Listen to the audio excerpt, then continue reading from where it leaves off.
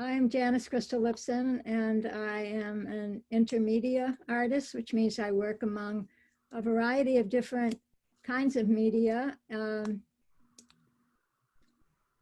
do a lot of time-based art, which involves doing short experimental films that I show in various festivals and museums. I also work with photography and I do works on paper, and recently I've been involved with a lot of artist books. I was maybe I could show that actually.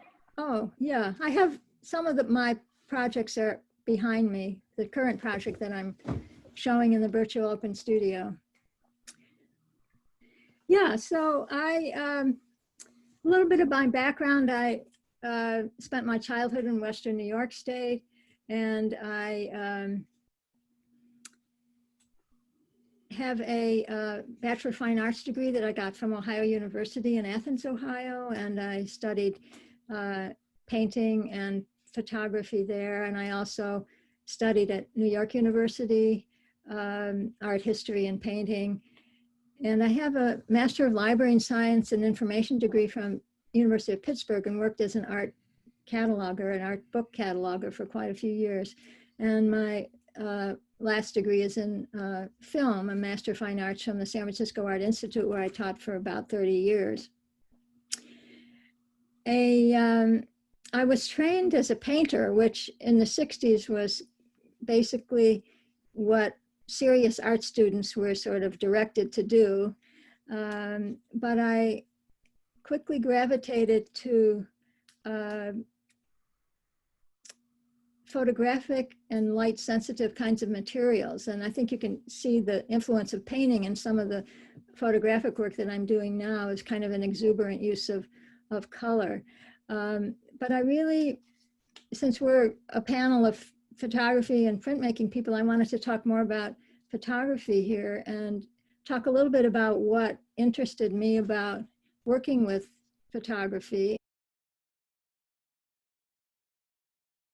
This is a group of images from my Improbable Hybrid series, which is an ongoing project that I've been doing for quite a few months now. I consider it a kind of tampering with nature. It's a completely digital project. I use various digital tools like digital camera, cell phone, even a scanner to capture images of live plants that are growing around my studio and home in Western Sonoma County. Also, I've included some images that I captured on travels to Bali, to the coast of Maine also. And it kind of draws on my experience as a master gardener, which I've been involved with for about 25 years now. And I outfit all of my image gathering devices with these kind of hacked, I guess you'd call in current nomenclature, various hacks, which involve attaching all kinds of magnifying devices that weren't intentionally meant to be used in this particular way. So I'm kind of delving really deeply into the inner workings of all of this plant material.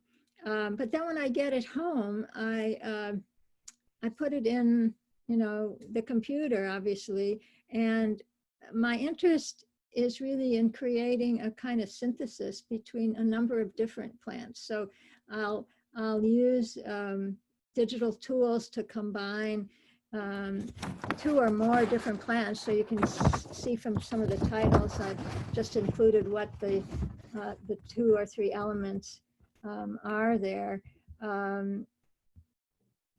And it has a number of different kind of connotations for me. On one level, I'm really interested in sort of the seductive quality of the color. Nature is just infused with it's sort of drenched with this gorgeous color. And so there's a seductive quality, but kind of underlying it all for me, because I'm tampering with nature, is a kind of reference to the disruption of the natural forces, and that becomes a kind of metaphor for me for you know, this sort of upheaval that the earth is going through right now. So although people tend to respond to these mostly, at least first, they respond to the kind of visual opulence of the color and the form.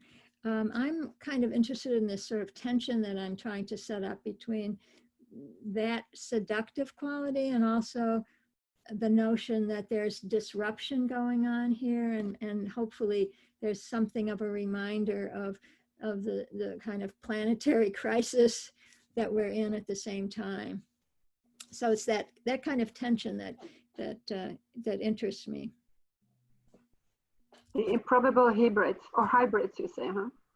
Yeah. And so, you know, it's one of the things that really attracted me, I think, to being an artist in the first place was this. It's an opportunity to sort of take on a lot of different identities. You know, you can explore different areas of sort of human thought, and you can absorb those identities without having to sort of get an advanced degree in, you know, botany here or anthropology or archaeology or other subjects that I've kind of investigated. And so this sort of let me take on the identity of a plant hybridizer in a way, but it's sort of, you know, under the table and not really out there in full evidence on Yeah. first view.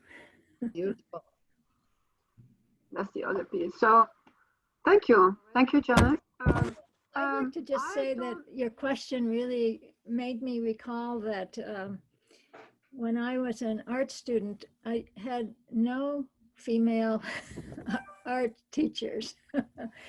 And I have to say that I certainly was inspired by a number of artists who were female after I got out of school. But I think one of the impetuses to teach came from the fact that I had no women role models in art school until I got to graduate school.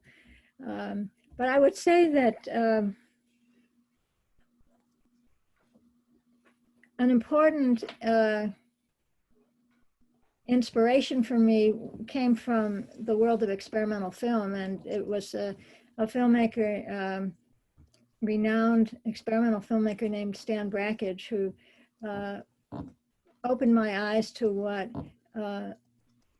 kind of expansive thinking was possible within a medium that was used for purely pedestrian purposes, in my experience up until that time. And I think there was a kind of authenticity to the material of celluloid film, which I use in conjunction with digital material. And it came from the realization, after seeing his work and hearing him talk about his work, that when light hits a piece of film, it actually creates a physical impression in the emulsion, in the celluloid emulsion, that is a direct mold, a kind of physical raised impression that creates a kind of authenticity about that medium that I think is lacking in digital forms. Even though I use digital, as I was saying earlier, I use it because I feel it's a synthetic kind of form where you see, you know, light is transformed into data, into digital data, which can be endlessly changed. So I really appreciated the model that he represented for me, as well as other artists.